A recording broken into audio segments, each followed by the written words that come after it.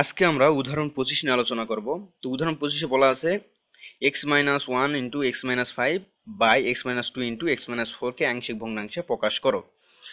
তো এটি তোমাদের বইয়ে যে 5টি রুলস দেওয়া আছে আংশিক ভগ্নাংশের, এটি হলো 2 নম্বর রুলসের মধ্যে পড়ে। তো 2 নম্বর রুলসে কি বলা আছে, যদি এই লবের ঘাত বলতে বোঝাচ্ছে লবের চলকের ঘাত বা পাওয়ার এই হরের ঘাত বা চলকের পাওয়ারের সমান অথবা বড় হয়, সেই ক্ষেত্রে আমরা কি করব, এই লবকে হর দ্বারা ভাগ করব। তো এটি কিভাবে করব, এই ভাগ বিভিন্নভাবে করা যায়। তো আমি সবচেয়ে সহজ যে উপায় সেই উপায়ে শেখাবো। তো চলো আমরা দেখি যে তোমাদের যে ভগ্নাংশটি দেওয়া আছে এই ভগ্নাংশটিকে এভাবে গুণ করে দিবা, এখানে এখানে গুণ করে দিবা। তো এই দুটাকে গুণ করলে আমরা এটি পাবো, এই দুটাকে গুণ করলে আমরা এটি পাবো। তো এখন দেখো এখানকার সর্বোচ্চ ঘাত কত, 2। ঘাত বলতে আমি কিন্তু পাওয়ার বুঝাচ্ছি। তো এখানে দেখা যাচ্ছে 2, আর এখানে নিচেও দেখা যাচ্ছে 2। তার মানে আমরা যে 2 নম্বর রুল ছিল, লবের ঘাত হরের ঘাতের সমান অথবা বড় হলে আমরা এই 2 নম্বর রুলস ফেলাবো। দেখতেছি যে লবের ঘাত আর হরের ঘাত সমান, তার মানে আমরা এই 2 নম্বর রুলস ফেলাতে পারবো। তো এখন আমরা কি করব, যে এই যে যেই দুটির ঘাত আমরা পেলাম সবচেয়ে বড় ঘাত, এই দুটি পদকে আমরা ভাগ করব। তো এখানে এক্স স্কোয়ার ভাগ এক্স স্কোয়ার, তো এই দুটাকে যখন ভাগ করব আমরা কত পাবো, 1 পাবো। তার মানে আমরা ভাগফল পেয়ে গেছি।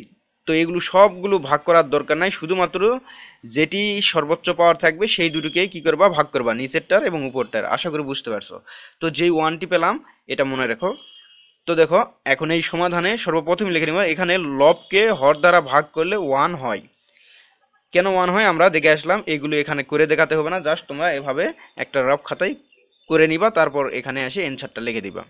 তো ধরি আগের মতোই আমরা 1 নম্বর রুলসে যেভাবে শিখছিলাম, যে ধরি লেখো অভেদ চিহ্ন। তারপর এখানে আমরা কি লিখবো, এখানে আমরা লিখবো যে ভাগফলটি পাবো সেই ভাগফলটি আমরা এখানে লিখে দিব। যেহেতু আমরা ভাগফল 1 পেয়েছি এই জন্য আমরা 1 লিখলাম, লিখে প্লাস ঠিক 1 নম্বর রুলসের মতো a বাই এত প্লাস b বাই এত, মানে এখানে নিচে যেই কয়টি থাকবে তখন লিখে দিবাম a by x-2 plus b by x-4। তো যদি আরো থাকতো তাহলে ঠিক এখানে আমরা প্লাস আকারে c বাই d বাই এভাবে লিখে দিতাম। যেহেতু এখানে দুইটা আছে আমরা দুইটা পর্যন্ত লিখে নিব। আশা করি বুঝতে পারছো যে এই লাইনটি কিভাবে হলো। তো এখন আমরা ঠিক আগের মতোই 23 ও 24 নম্বর উদাহরণে যেভাবে দেখছি 1 নম্বর রুলসের মতো একের উভয় পক্ষে এত দ্বারা গুণ করে পাই। তো কি দ্বারা গুণ করবে, আমি বলছিলাম যে তোমাদের ভগ্নাংশে যেটি দেওয়া থাকবে তার এই যে নিচের যেগুলো থাকবে সেগুলো দ্বারা কি করব, উভয় পক্ষে গুণ করে দিব। এই যে নিচে যেহেতু এই দুইটি আছে এই দুইটি দ্বারা উভয় পক্ষে আমরা গুণ করে দিলাম, গুণ করে পাই। তো এখন আমরা গুণ করে দেওয়ার ফলে আমরা এই লাইনটি পেলাম। তো এই লাইনটি কিভাবে পেলাম, তো দেখো আমরা একের উভয় পক্ষে গুণ করে দিয়েছি কি, x-2 x-4। তো দেখো এখানে 1 এর সাথে গুণ হয়েছে x-2 x-4, তো এখানে a এর সাথে গুণ হয়েছে x-2 x-4, এখানে b এর সাথে গুণ হয়েছে x-2 x-4। তো আমি এর আগের ভিডিওতে দেখাইছিলাম যে যখন গুণ করতে বলবে তখন আমরা সবার সাথে গুণ করে দিব। তো গুণ করে দেওয়ার ফলে দেখো এ পাশে কি হয়েছে, এই x-2 x-2 x-4 x-4, তারপর এখানে দেখো x-2 x-2, আর এখানে x-4 x-4 কেটে যায়, কেটে যাওয়ার ফলে এখানে থাকে এ পাশে থাকে x-1 x-5, আর এখানে থাকে কি x-2 ইন্টু x-4, আর এখানে থাকে a ইন্টু এই নিচেরটা তো কেটে যায় a ইন্টু x-4, আর এখানে থাকে b ইন্টু x-2। তো দেখো আমরা এটা এখানে লিখে নিয়েছি। তো তোমরা এখানে এটা ডাইরেক্ট এই লাইনটি লিখে নিবা, এই লাইনটি লেখার দরকার নাই। তো তোমরা কিভাবে ডাইরেক্ট এই লাইনটি লিখবা সেটা আর একটা সহজ প্রসেস আছে, সেটা হলো এই কথাটি লেখার পর তোমরা এই উপরে যা থাকবে এ পাশে তাই লিখে নিবা, উপরে যা থাকবে তাই এ পাশে লিখে নিবা।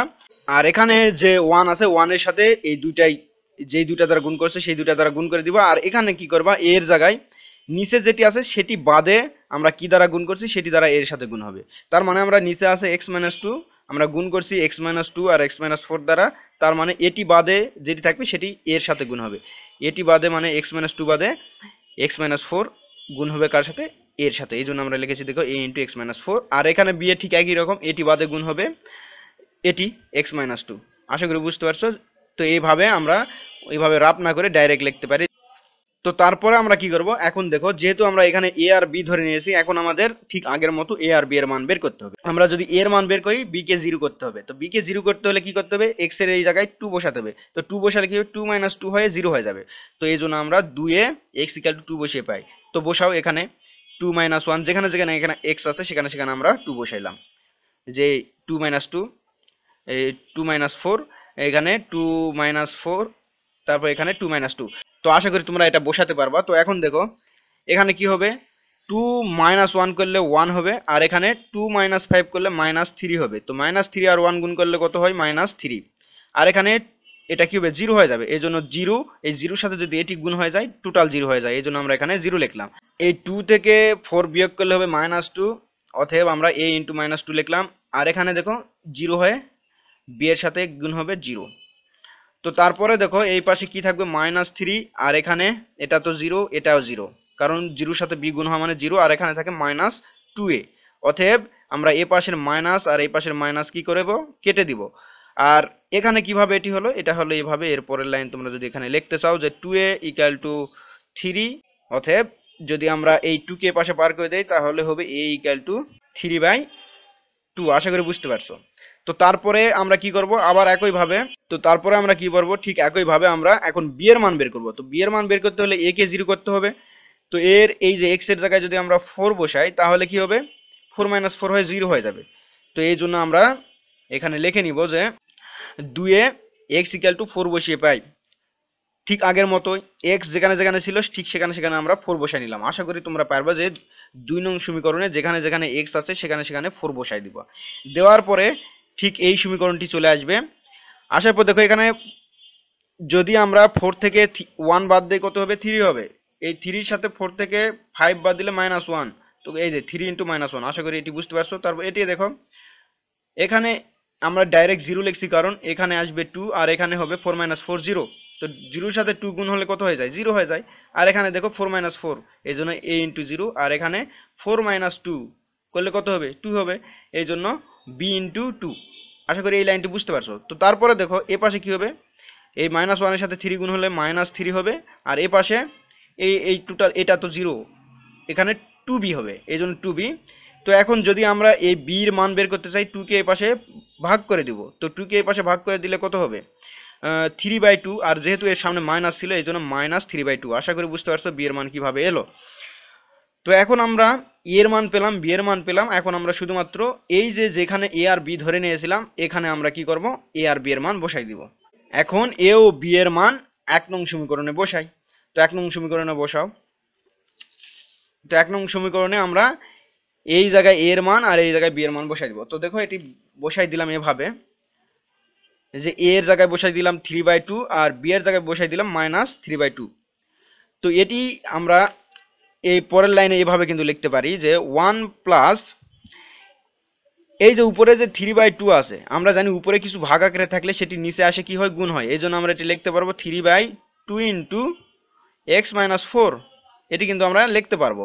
ঠিক এখানে দেখো এখানে কি আছে, মাইনাস, এই মাইনাসের সাথে এই প্লাস গুণ হয় মাইনাস হবে, আর এখানে কি আছে, নিচে 2 গুণ আছে এই জায়গায়। তো এটি আমরা কি জানি, উপরে যদি ভাগ আকারে কিছু থাকে সেটি নিচে আসে গুণ হয়।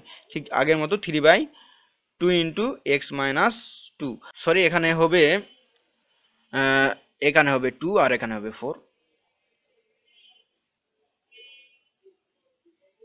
তো আশা করি বুঝতে পারছো।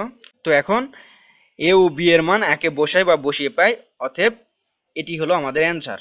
আশা করি বুঝতে পারছো।